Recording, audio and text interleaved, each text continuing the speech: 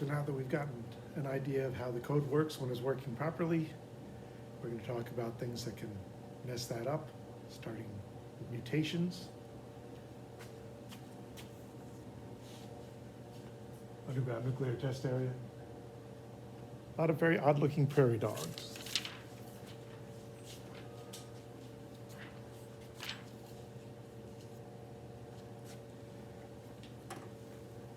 Point mutations.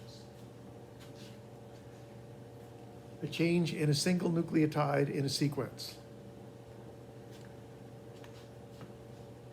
Now, if this happens in a part of the genome, part of the chromosomes where you don't actually have a gene code, even if it used to be a gene code, but it's never ever expressed, then it is just a change.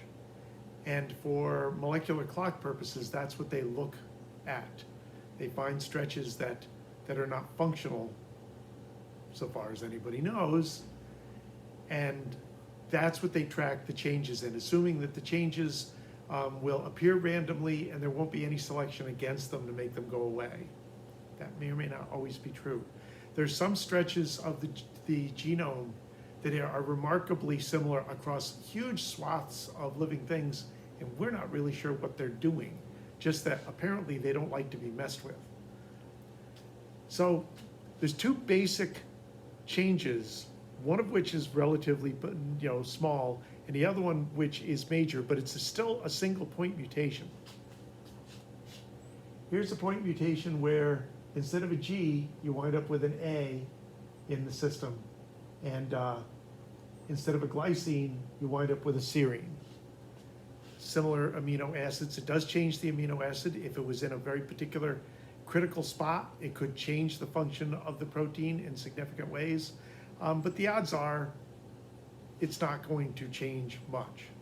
That's why most point mutations in genes are neutral. They don't really do anything. They don't produce any obvious change in what the protein does.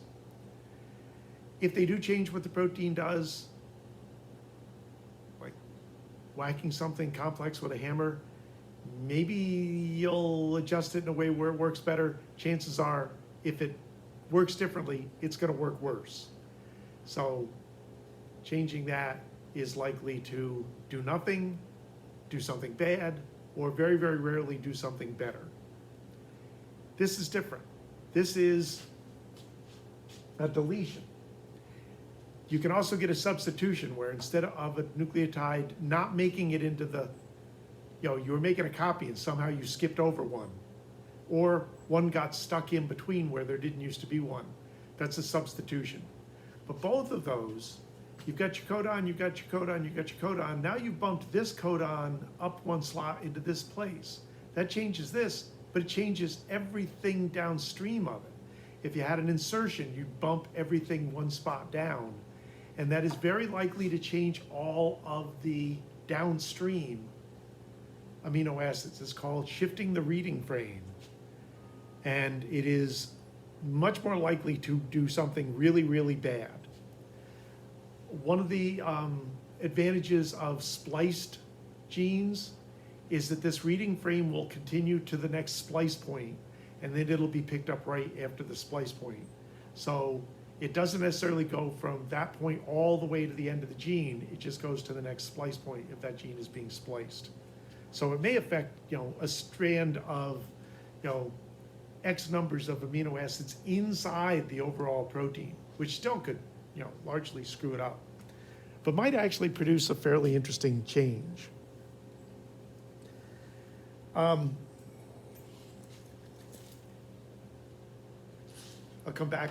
I mentioned something in passing before. I'm going to come back to it here. There's a few things I've already talked about I'm going to come back to.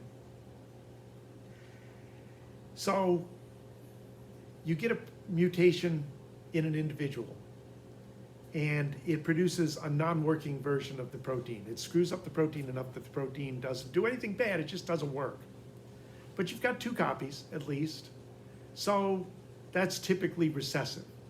Might have an effect where you're not making enough, but typically you've got a working version of the protein. It can kind of hide the fact that you have a non-working version of the protein. And the odds of you matching up with someone who also has a non-working version of that protein is fairly small unless you're in the same family and that allele has been spread through the family. This is why they call them lethal genes, and they apply the term to breeding within a family group, where you can take two recessives of a pretty critical protein, and if somebody gets two copies and they don't make any working versions of that, it can kill them, very often before they're ever born. In genetic systems, there are some genes that are essentially lethal. But they're not just in families, they're in whole populations. Cystic fibrosis is the protein it's a chlorine pump, and it adjusts the dilution, the looseness of mucus.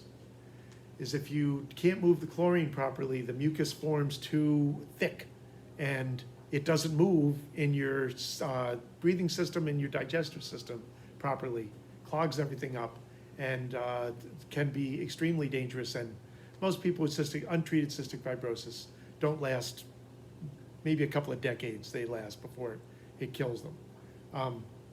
But it's a relatively common problem, which means, did it just show up spontaneously in a bunch of families simultaneously? Was it in a family that was so successful for some other reason that it spread through the population? That was or was it piggybacking on something really, really useful? Nobody really knew. And they kind of stumbled on the idea of what's called hybrid vigor. Hybrid, two alleles that are not matched, right? This was originally discovered in sickle cell anemia. In sickle cell anemia, I've talked about this before, the sickle cell allele produces a hemoglobin. Hemoglobin typically is round all the time, carried in your nice round red blood cells. But the sickle cell hemoglobin, if you take the oxygen off of it, remember oxygen sticks to hemoglobin, it changes shape and becomes long and pointy. And in a round red blood cell, any kind of drop in oxygen levels, even normal conditions of exertion, can produce enough of that. If that's the only hemoglobin you've got, it can actually make your blood cells long and pointy, like the head of a sickle. That's where the name comes from. And trying to go through little blood vessels, they jam up on one another and they stop circulation, and that's very dangerous. It's lethal. The story I heard might be apocryphal, which means didn't really happen, but this is what everybody says, was two professors working on a committee together, one of them from the African American Studies Department, one from Tropical Diseases Department, found out that they had maps that matched up with one another. A map of malarial distribution in African American ancestry in Africa. Is that he was looking at a sickle cell population, trying to figure out where their ancestors had come from in Africa. And the other guy noticed the map and went, why do you have a malaria map? Because that was also where malaria is endemic in Africa. And they thought, that might be a coincidence, but maybe not. Well, what they eventually discovered was malaria, as those of you who did the disease organisms lab and looked at malaria know, malaria invades and reproduces in red blood cells. It stresses the hell out of the red blood cells and depletes their oxygen. If you have two regular hemoglobin alleles, then you don't have a problem with cystic fibrosis or with sickle cell. If you have two sickle cell alleles, you get sickle cell. That's pretty dangerous. If you get 1 and 1, you're typically okay except under extremes of oxygen deprivation. Some people can't exercise at altitude or have trouble in flying in planes, but typically it doesn't bother you much. But it turns out, if you have one good allele and one sickle cell allele, and you are infected with malaria, when the malarial parasites invade your red blood cells and stress them, half of your hemoglobin crinkles up, and that's enough to crinkle the cell up, and your body goes, well, this cell is worn out, let's pull it apart and recycle the iron, because that's what you do. That kills the parasites. So it makes a 1-in-1, a hybrid, resistant to malaria. That gives them an advantage in a malarial area. Is that once it's spread through a population, the assumption is if you get to a non-malarial area, it will eventually get removed from the population. We can treat for it now, so maybe not.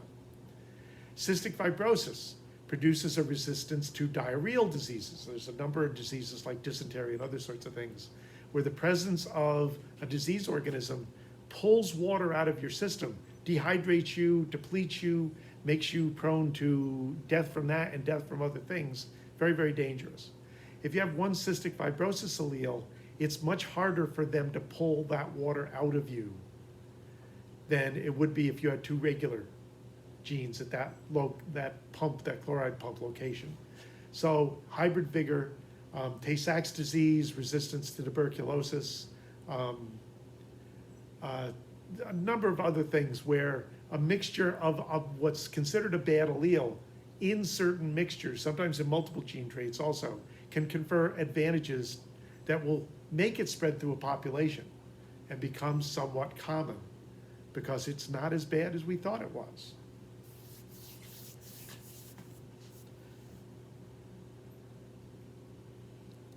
Keep in mind that you're changing primary structure when you change the amino acid in the sequence, and then it's a question of what upper levels of structure are going to be changed. You also can get larger mutations that affect not just one spot, not a point mutation, it's larger, and there's all different stages of larger. You can have pieces of chromosomes that are affected. Sometimes they call these fragment mutations, where a piece gets broken off and not reattached, or pieces are broken and put together in the wrong places. That's called a translocation. Sometimes you can have, in crossing over, you can have duplication of genes. As we talked about that as a beneficial effect in evolution, but sometimes extra copies of a gene can be damaging. Sometimes a piece can be flipped over and put in the wrong way, which makes it very difficult to read backwards. In some cases, you get what are called position effects with a translocation, where a piece of a chromosome, several pieces are zonked out, and a piece is put back in a chromosome so it'll be duplicated and distributed, except it's in the wrong spot. And the way the chromosomes interact with the nuclear matrix and the nucleolus and other things, they're what are called position effects.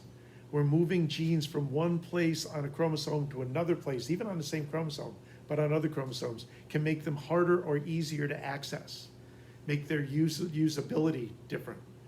Some people think that a similar mutation in us has made some of our brain function genes more usable than our not quite so bright primate relatives.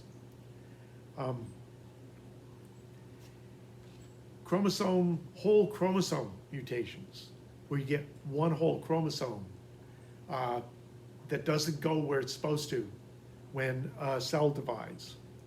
Now you've got an extra copy of every gene on that chromosome. And then the question is, how much of the cells that are the result of this are using the genes on that chromosome? Is that it's what they call a non-disjunction. If you're early in an embryo, chances are you're dipping into that chromosome a lot, and an extra chromosome at conception or early on in embryonic development can be critically dangerous. It's very difficult in humans for an embryo to survive with an extra chromosome. Number 21 produces Down syndrome, very little chromosome. You can see the effects of having an extra copy of all those genes on what makes Down syndrome people different from 46 chromosome people. Extra X's and Y's for reasons that we'll talk about later. You can also get extra of, but everything else, you get an extra number 5, we'll never know you were there. This is one of the reasons why as women get older, they don't get pregnant as often. They do, they just don't realize they did, because sperm and the egg get together, produce fertilization, but an extra number 6 chromosome is going to kill that embryo so quickly maybe it'll show up on a pregnancy test. Maybe it'll be formed enough to do that. For the most part, it doesn't survive very long. In some circumstances, you get what's called polyploidy. Supposed to have 2 sets of chromosomes, there's more than that. There's 3 sets or 4 sets or 5 sets. In animals, that's almost universally deadly, but in plants, they seem to be okay with it. And some plant strains are different from their relatives because they have an extra or 2 extra or 3 extra sets of chromosomes. Corn, compared to its teosinte ancestors, has 8 sets of chromosomes to teosinte, the wild versions, 2. And somewhere during breeding for good corn traits, a mutant with extra sets of chromosomes was selected and bred, because remember, that's what we do, artificial selection. And it produced modern octoploid corn. Okay, that's a good place to stop for this. Yeah, the last section is going to be on epigenetics.